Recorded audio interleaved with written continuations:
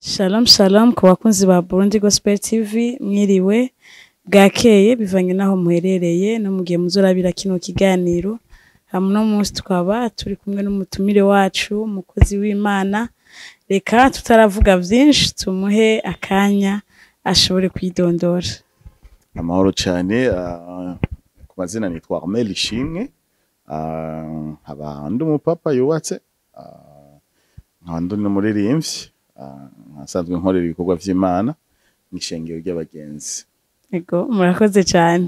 Hama Armel Ishimwe pega Armel Ishimwe akora iki mu buzima busanzwe turetse ivy'igikorwa c'Imana cyo kuririmba? Mu buzima busanzwe nsanzwe nkorera mwishira hamwe cyangwa microfinance yitwa Turame nsanzwe nkorera ibikorwa bya misi yose ariko hirya nsanzwe ndi n'umwigisha muri za kaminuza. Ego ko numva ari ibikorwa byinshi kandi bifata umwanya mbega birakorohera gukora igikorwa c'Imana n'ivyo bikorwa byose? Abandi no munyeshuri kandi ndiko ndiga ivyigwa vya doctora rero nivyoroshe umuntu abivanga vyose. Ego akorera hamwe bisaba inkomezi nyinshi kandi biboneka no mu bikorwa usanga udakora nk'uko abandi bari barakora. Ego kubera kubangikanije ibintu vyinshi. Ego hama nko kubaririmbyi usanga bahagaze cyane mu gikorwa kimwe ugasanga bahisemwo tuvuga ati ngo gukorera Imana gusa. Gukorera Imana je nzoba umuririmbyi gusa mu ishengero mbega ni vyiza cyane hari cyo bivugako? Ikintu cyose sinovuga ngo ni vyiza cyangwa ngo ni bibi. Ariko umuntu wese no kumenya ico yahisemwo. Ego n'igituma uri kurakora ico uri kurakora. Hari abahitamwo gukorera ico gikorwa gati jewe niki nico nzokora kandi nico kizombeshaho. Ego navyo nyene ukora nk'uko zikuri kurakora nyene ico nyene. Kandi ukizeyemwo uburaro no buramuko ari ukizeye rasyo ari uzeye ivyo ukeneye ukuzobaho uzi kumugisha ushobora kuva ngaho. Nuwundi ashobora kuvuga ati yego ndazi ko ingabire ndayifise. Ego igikorwa ndagikora ni canje ngabo kandi Imana irafise ahandi ibindi bikorwa ibiri kwirampamagariramwo gukora. Rero ukadiversifia uburyo. Ego uburyo bwo gukora ari yo kayanje. Kandi navyo bifise umugisha wavyo ariko bikagira n'ingaruka novuga ndi negative ndetse kuvuga gukoresha mbi mugabo zitampa umusaruro nk'uwo nari niteze nkaco kimwe n'uri ko arakora ico gikorwa gusa.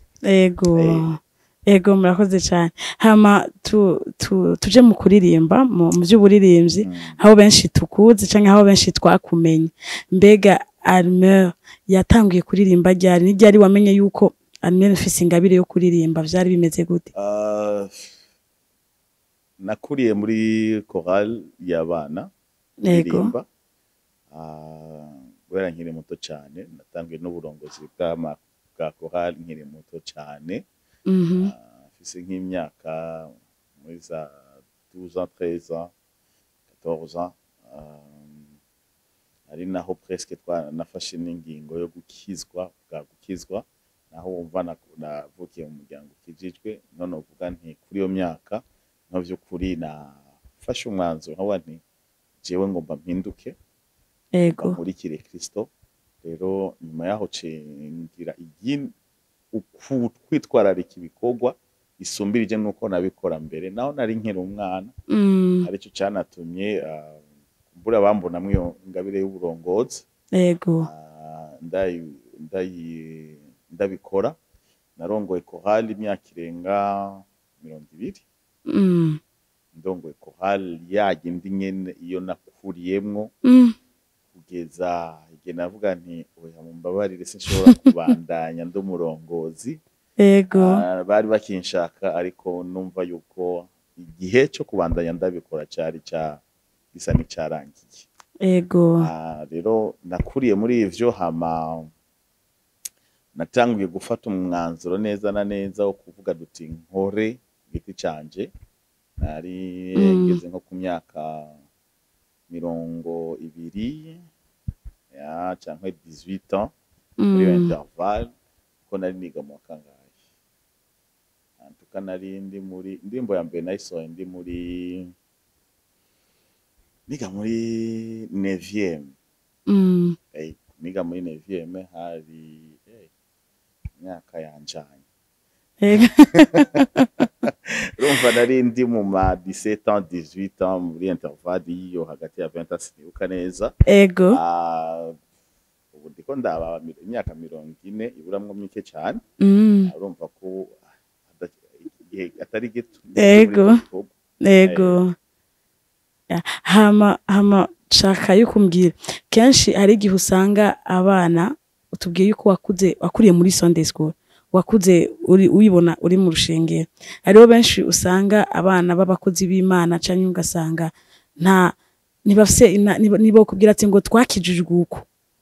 Umva barabikuriyemwo, umva barakura bari muri ivyo nyene.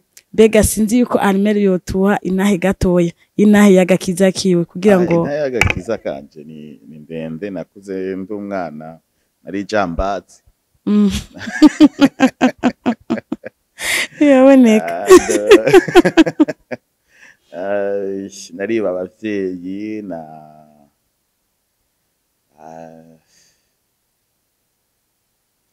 umwana ataguma hamwe mu rusengero. Ndibuka twagiye umva navutse ntuzenya imbere y'intambara ya 93. Intambara ya 93 yakuze imaze gukura ama twaba mu Kamenge turahunga tuvayo tugarutse tuza gusubira gusengera mu Kamenge ko abantu bose barahunze mu Kamenge. Tuza gusengera rero hajya ku rusengero nyene mu Kamenge za 97 98 no twasubiyeho kuhasengera. Hari misaka ibintu byose byari byarabomotse. Urusengero nigo gonyene rwari rufise amabati muri Kamenge hose. Rwo rusengero gonyene amadirisha bari bayatwaye.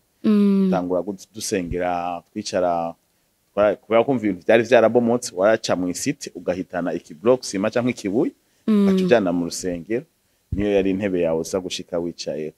Urumva abantu bose bari bamerewe nabi. Kwitanga ntikwari kirenga. Ama tuje dukura rero muri iyo situation uba twajya kuvuga ico kugira ngo ndabumvishe ko mu myanya yo gusenga rero twebwe twaca tuja mu isoko yo hajya mu Kamenge. Ico gihe isoko yari yarabomotse ari bihangare gusa atakintu na kimwe gikorerwamwo. Twe twaca twinjirayo tukaja gukinirayo umupira.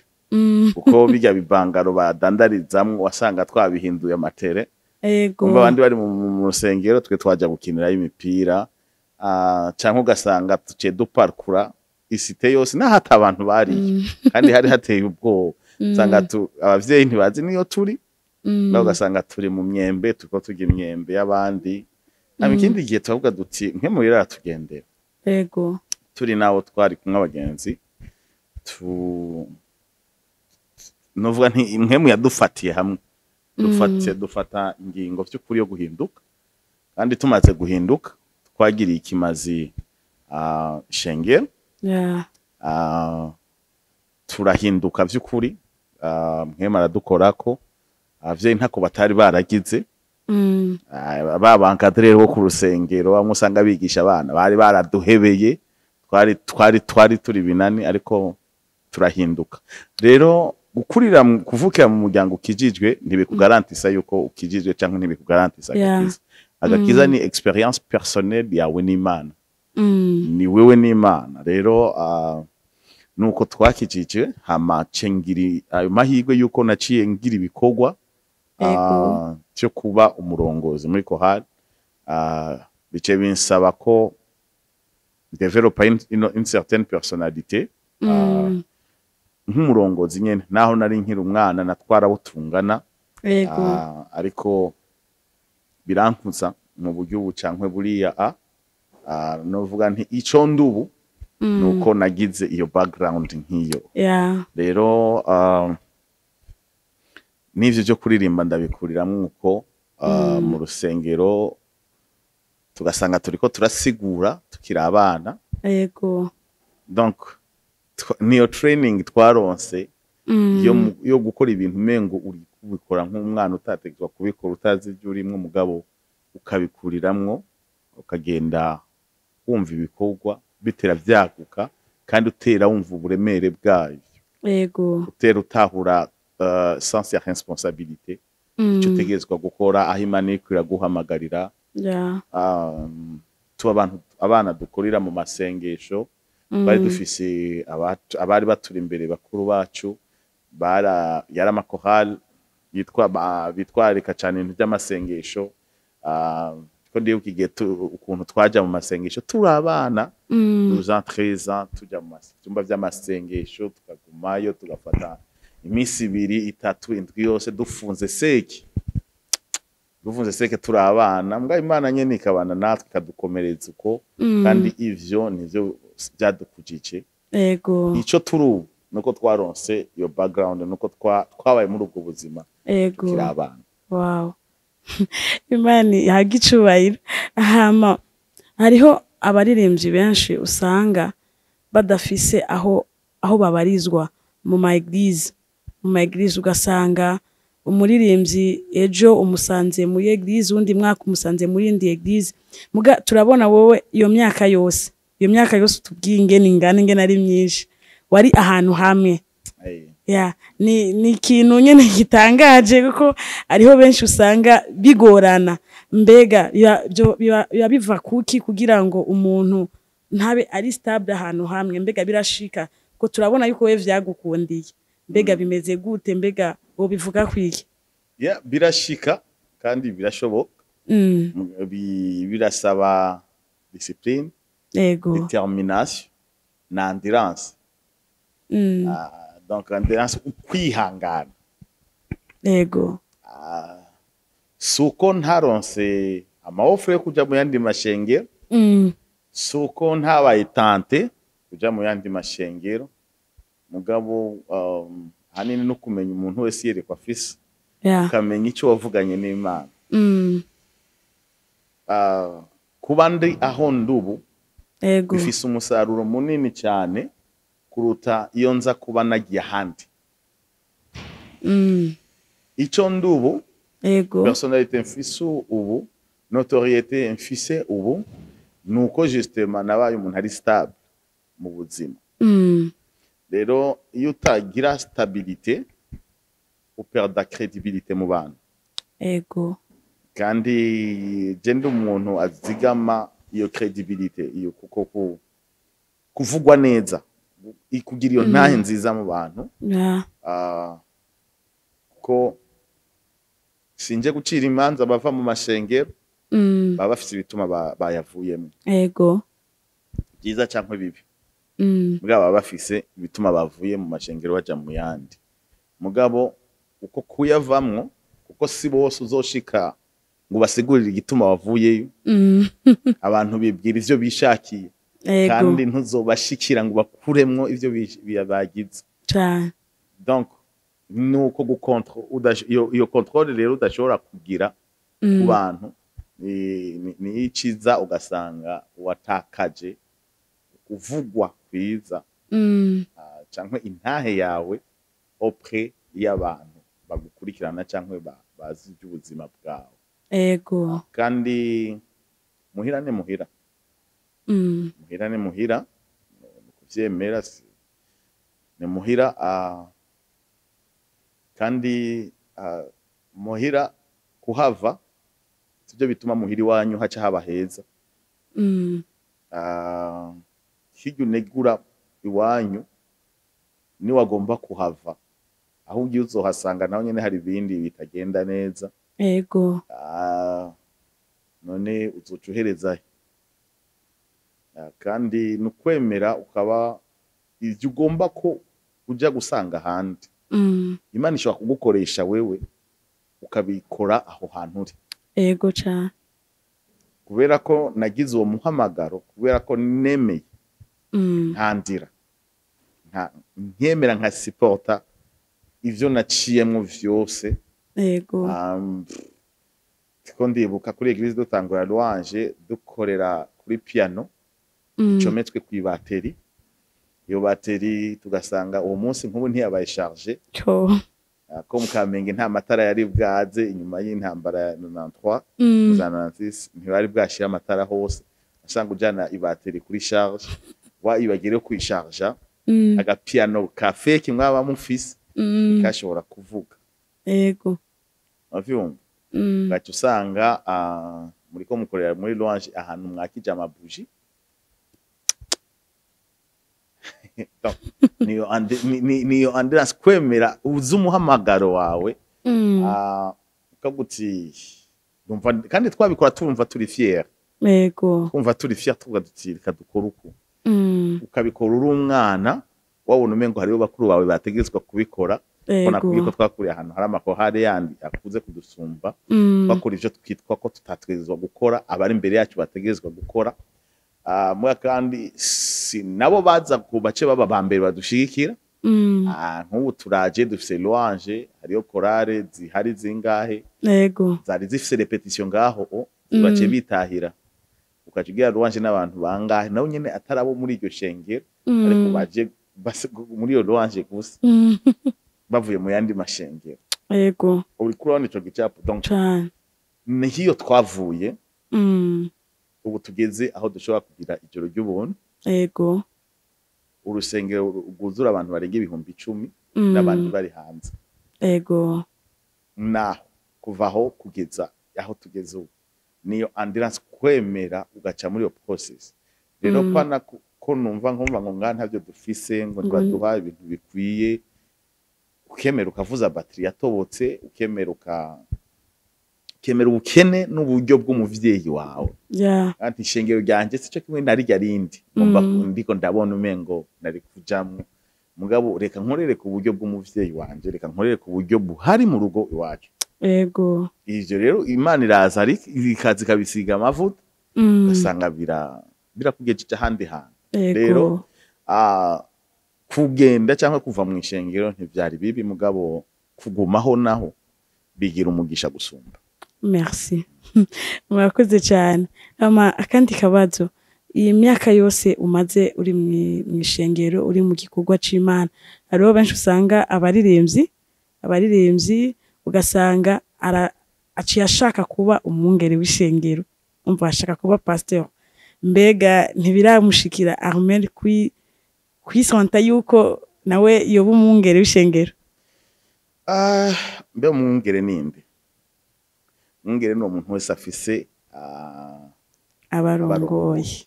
Yego. Turabungere twe benshi ku nzego zitandukanye. Ufise chorale urongoye umwungere wabo bantu. Merci. Nuko utarambikwa wa musaraba kumu. Ego. Umwungere wabo bantu. Ego. Twabwo ntuze. Kunyita pastor harabanyita pastor, abanyita bishop. Ego. Amazina ni atandukanye. Kandi uri umuririmbyi ugomba kumva yuko hari amavuta uri munsi yayo. Siwe uri wa mbere ushake ube ufise uririmba ibintu bigakoreka. Pastor wawe ashaka badafise n'ingabire yo kugira gute yo kuvugishwa canke yo kwerekwa wowe uzifise. Pastor wawe bishoboke ko atanashobora no gukora ku bagwayi ngo bakire wowe ubikoreshwa ntibisigura ko umurengera. Umugisha uri kuba munsi y'amavuta. Igihe cyose umaze kubona utanguye kubona yuko umengo wewe urarengeye abarongozi bawe ububaye muri eshe. Ingabire Imana yaguhaye zishire au service yaho hantu uri ya communauté urimo. Hamurindira igihe cyawe nicagera bazogutoranya. sindaba pastor iyo myaka yose mugabo barangize mwarimu w'ishengero ego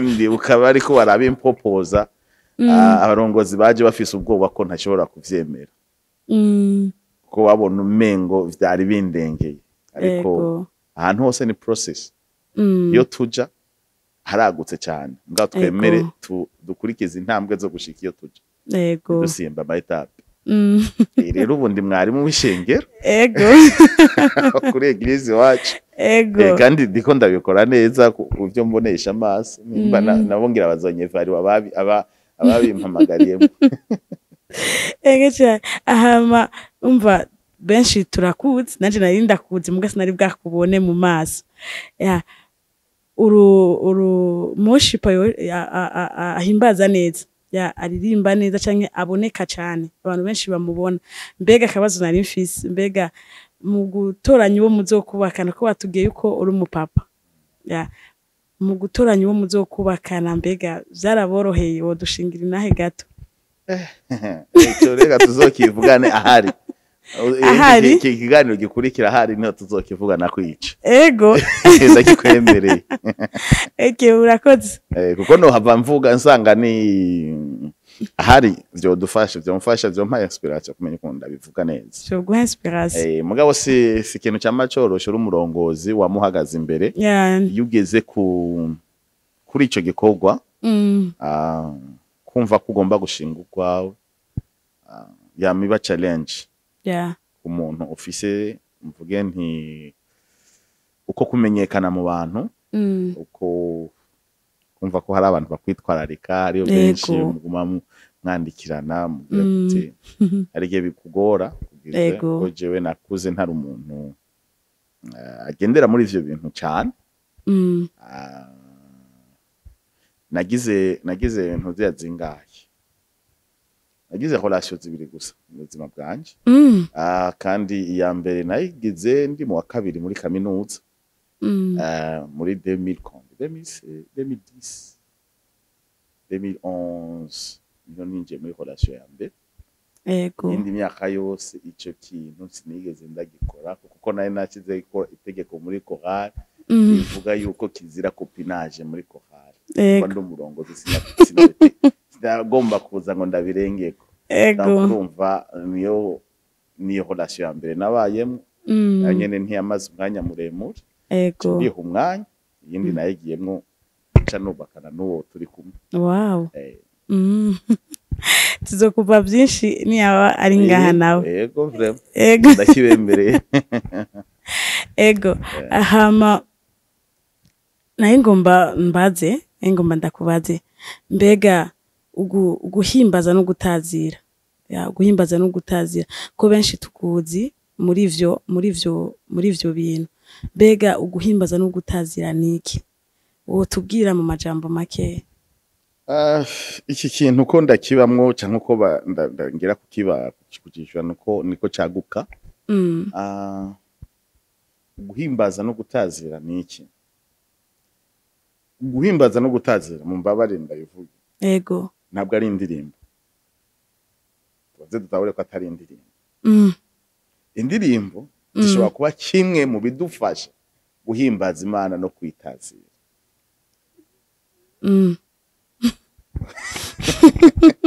ndovubengo shobora kuba gasubiremo kwanzumve guhimbaza no gutazira ego sukuririmba gusa ariko kuririmba gishobora kuba kimwe mu bikoresho dushobora gukoresha mu guhimbaza no gutazira ego kuko urashobora gutazira umuntu guha umuntu amatazira kumuluwa utarinze kubicisha mu ndirimbo ego ninaza nkavuga nti uyu muntu ni word grave uyu muntu arakomeye uyu muntu ni mwiza ndiko ndagira de louange n'Imana urashobora kuza ukavuga ati Mana uri mwiza vy'ukuri Mana urahambaye Mana urarenze est-ce que ivyo nabicishije mu ndirimbo aho je suis en train de faire des louanges sivyo ego kuyitazira ni gikorwa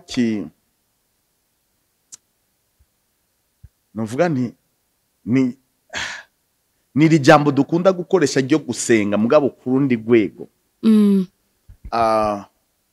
Kuyitazira ni attitude y'umutima, disposition, reconnaissance doit être suprême.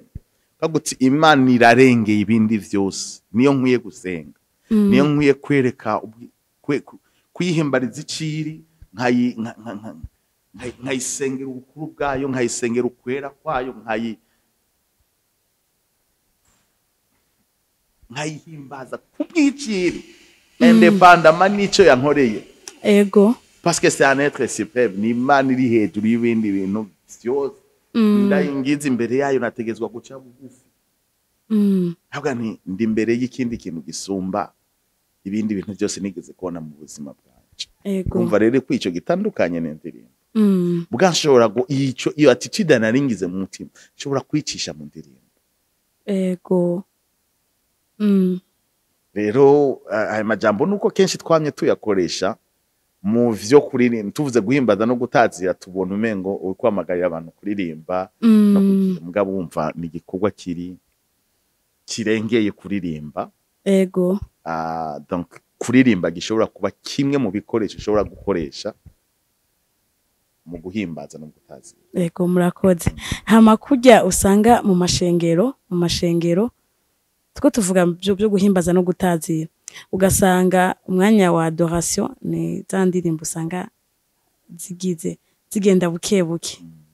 Hama mwanya wa louange ni ziga ndirimbo usanga zigenda zihuta. Mbega nizo ndirimbo ziba ziri za adoration urashobora kuduha umuco?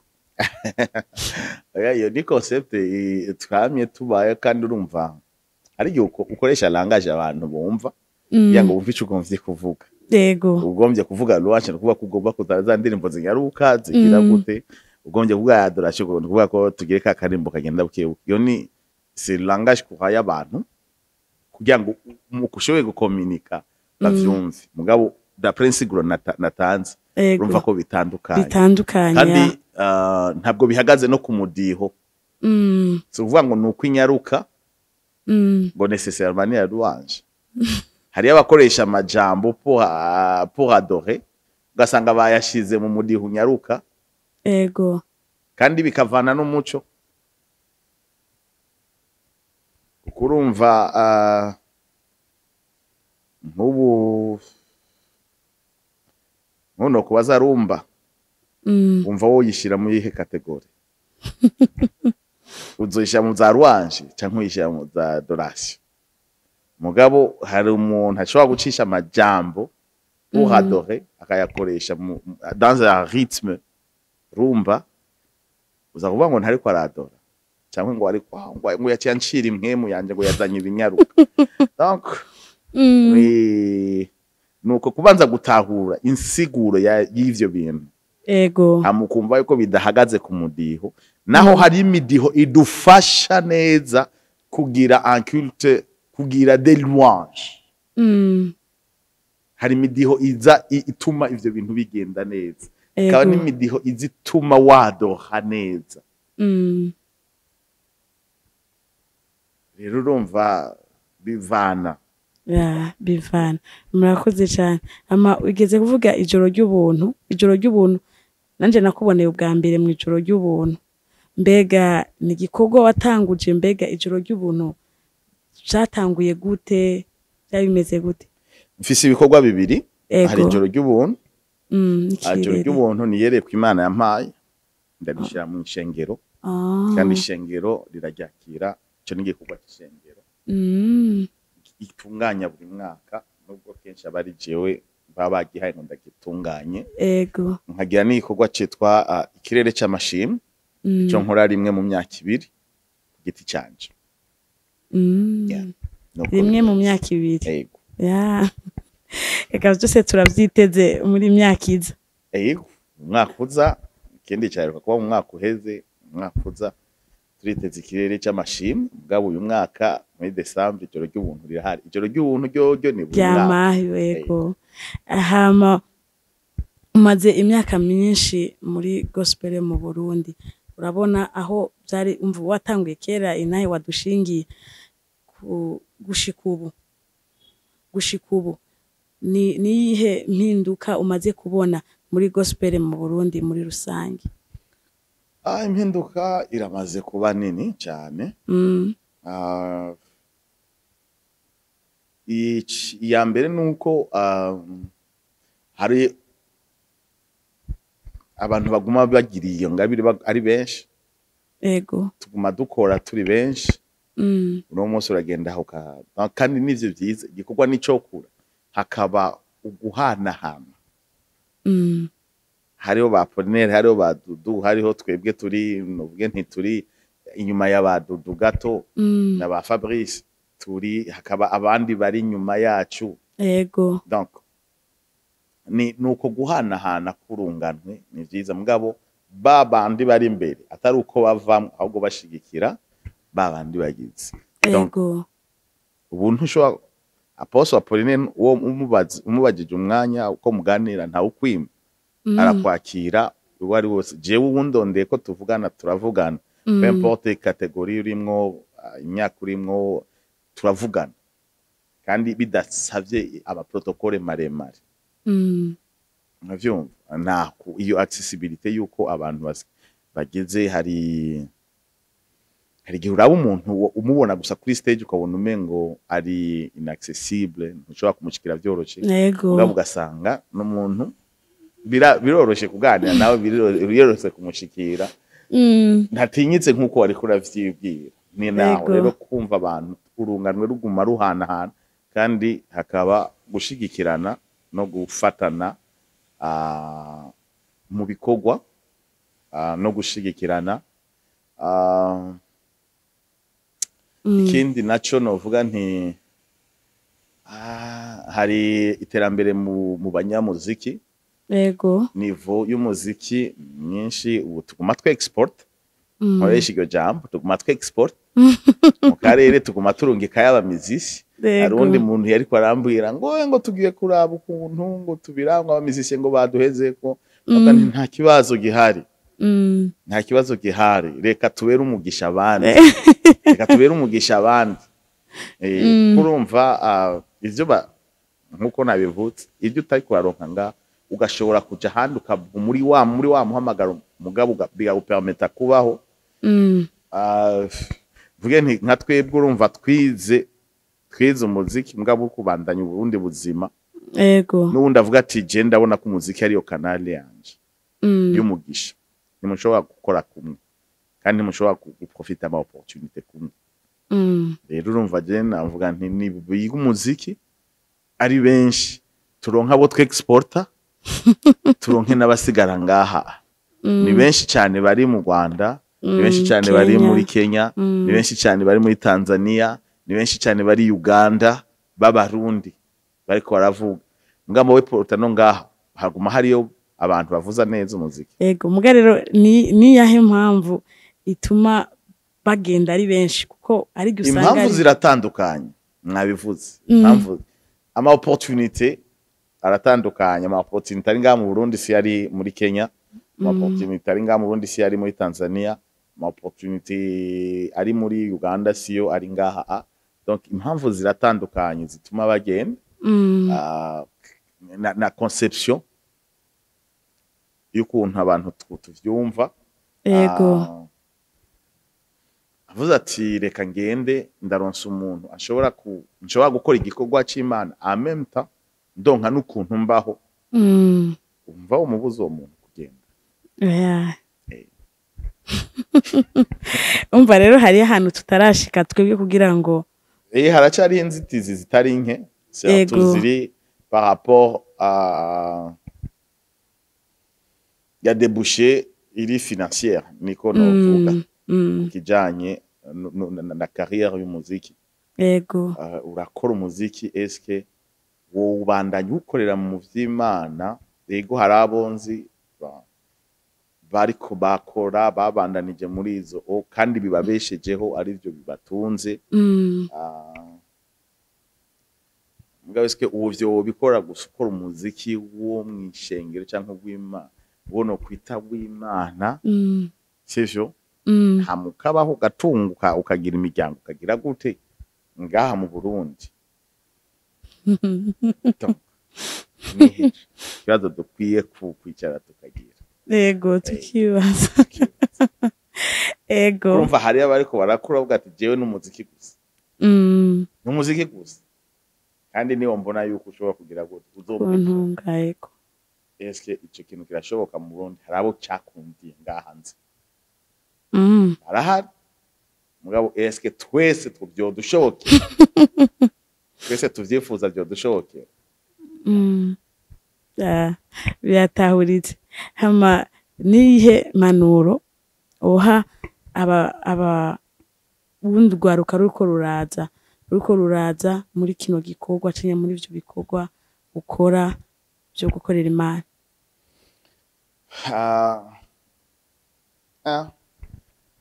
mvuge nti ntangure kuri ico nako ndavuga yego uzufise umutima wo kumva yuko d'abord uje au service kandi udashira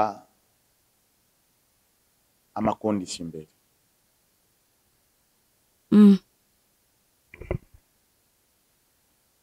twese umugisha dufise uhagaze ku gikorwa c'Imana twakoze naho aho twagiye turashika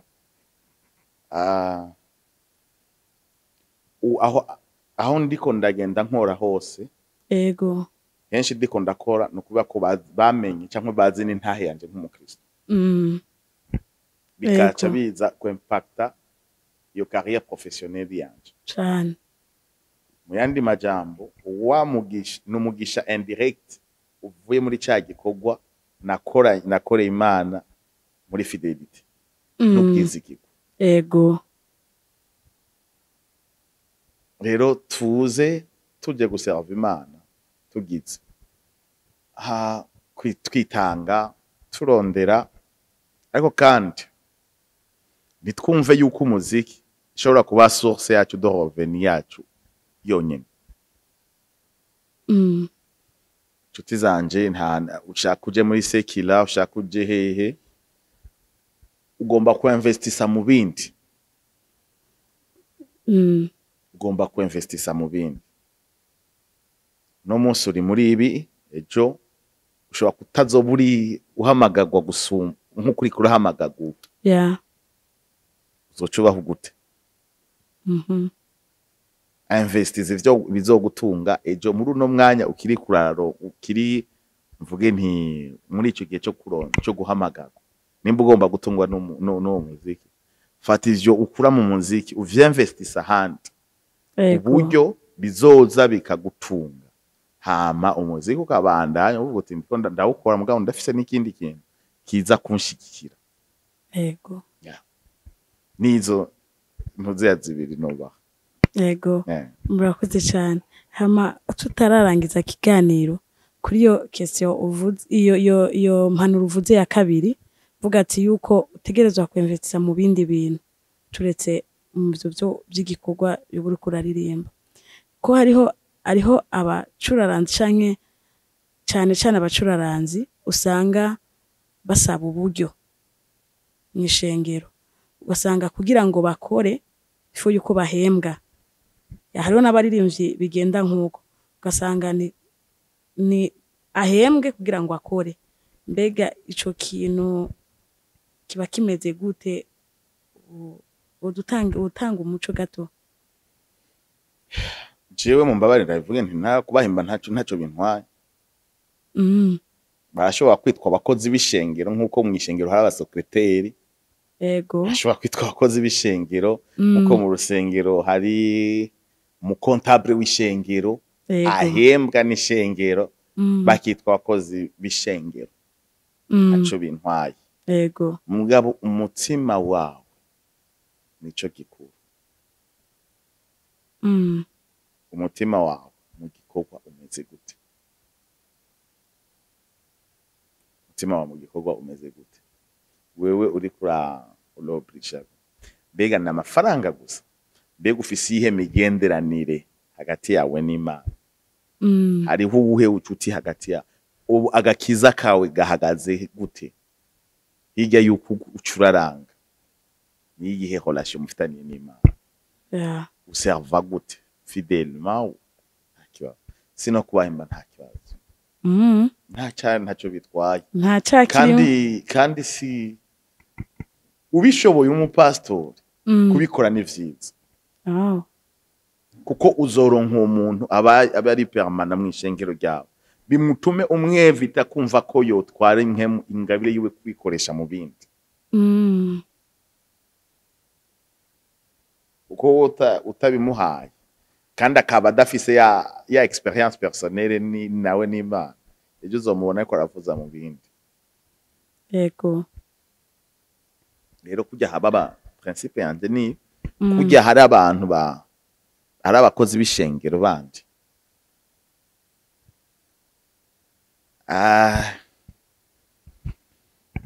turabona Dawidi ashiraho bahasafu n'abandi kugira ngo baze gukora igikorwa cyo kuririmba yego niwe yatangiye kwishiraho iyo migo Mungu wiwe Salomo arabikomerezaho nuvuga ko abo bantu bari mu muryango w'Abalewi les descendants babaherezi bava mu muryango umwe n'abaherezi yego bavyumva baraho rero bose baba ku rusengero bagumaho none umuntu wazomureka guma agenda mvuge nti ayerereze umutima ayerereze n'ivyiyumviro amuce witega ko ikintu kigize gute canke umurongozi wawe donc mufashe kugira ngo nibikorwa vyiwe kuyu umupastori yumva umengo yo kwihebera igikorwa c'Imana hama akajya kuvyo kugicanira yego n'abandi bumve yuko boshikirwa kugira ngo ashobore kumva yuko nabo bamuha ikintu kizima ko twese tuza kugira guserva hehe ku gicaniro tuza guserva ku gicaniro rero ndiko ndabagumura nta n'umuntu n'umwe ndiko ndagumura ariko ndiko mvuga nti vyoba vyiza bishobotse nta kibazo mugabo kandi navuze nti umuntu wese akorera muri context yiwe yego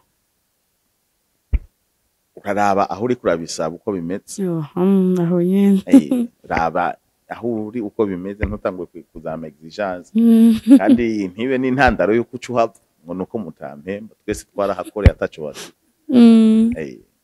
ya murakoze cyane mu kurangiza ikiganiro cacu turabashimiye murakoze cyane ya turabashimiye ku bintu bikomeye cyane ibintu by'akamaro bizofasha benshi mugeje kuduha ndi uko hariho akajambo kamwe uvuga mu guheraheza ikiganiro cacu ntabirebe no kubashimira mwakoze cyane nibizere ko baza abadukurikiye baheza kiwe yego eka tubashimire mwakoze cyane hama umunsi tuzobakura hamwe na madame ndazi ko muzotwitaho cyane gose turahari ego hama eka dushimire abakunzi ba Burundi Gospel TV aho muri hose Imana ibahendanye bahezagira naho ubutaha shalom shalom